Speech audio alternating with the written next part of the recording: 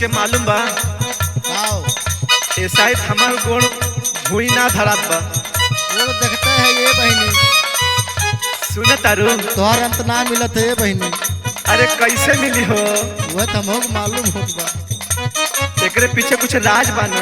Cover राज बहनी बतावा तो। सुना बताओ थी काहे हम केहू से डराई भतार मोर दुआई कमाला।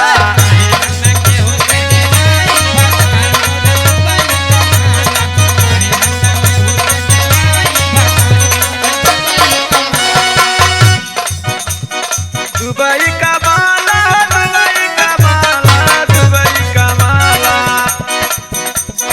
चाहे कतनो केहू के भवाई भतार मोर दुबई कमाला।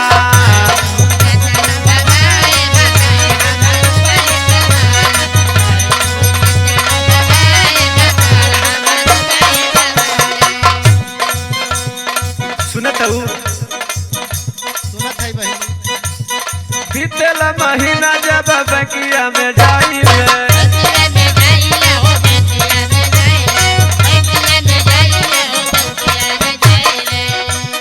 सैया के कमाई अपन जम के उड़ाई रे।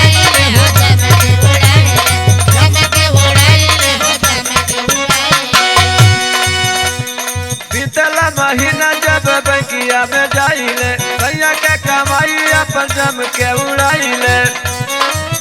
कहा खाई रोज चिकन फराई भतार मोर दुबई कमाला।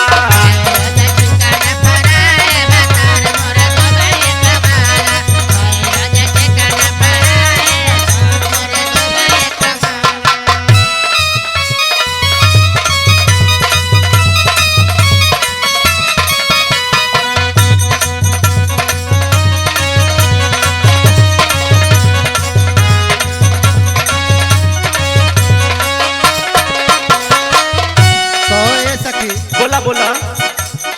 तू तो पैसा पा के मौज उड़ावत हो, चिकन फ्राई खा दियो, अच्छा चाउमीन खा दियो। अच्छा उनसे पूछलू कैसे बेचारे रहन गधा इस काम करत हुई बहनी। अरे वो हमसे कुछ लेवे देवे के ना बा से जैसे मन तैसे कर हमके बस पैसा से मतलब बा। भाई समझ मतलब खटत हुई बेचारे। तो हम भेज का करी? सुना बोला अच्छा साल भर में 4 बेर गहना गढ़ाई ले।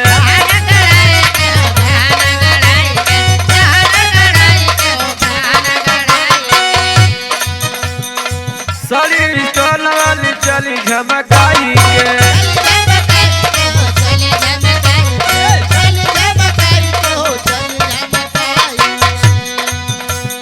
साल भर 4 बेर गहना गढ़ाई के साड़ी स्टोन वाली चली झमकाई के कितनो तो के रोवा छछराई भतार मोर दुबई कमाला।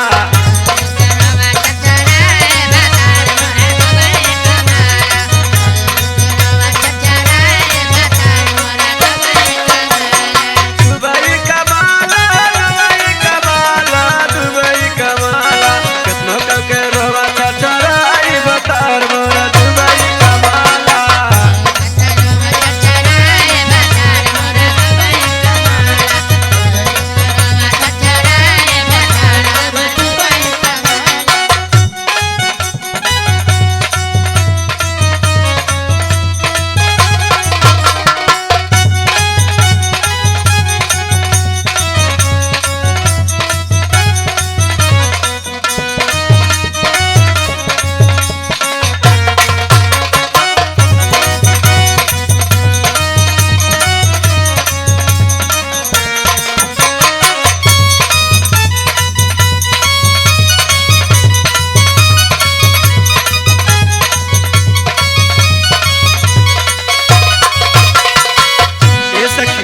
ए बनी रोवा काहे कुछ छरछराई उछराई हो।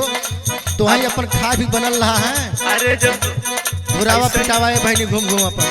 सुना ऐसे जब खाद पियत पहिना थैतला तो काहे ना रोवा छछराई। नहीं बनी तोहरे तोहे के मुबारक हो तोहर। आगवा सुना हाँ दहिया के दुख वाला पेटवा के सुख बा।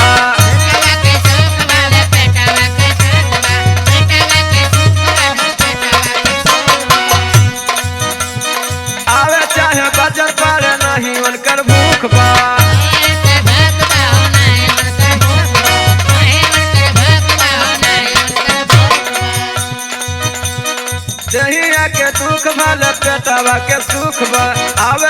बजर पर नाही उनकर भूख बा हमके तो खाली पैसा चाही भतार मोरा दुबई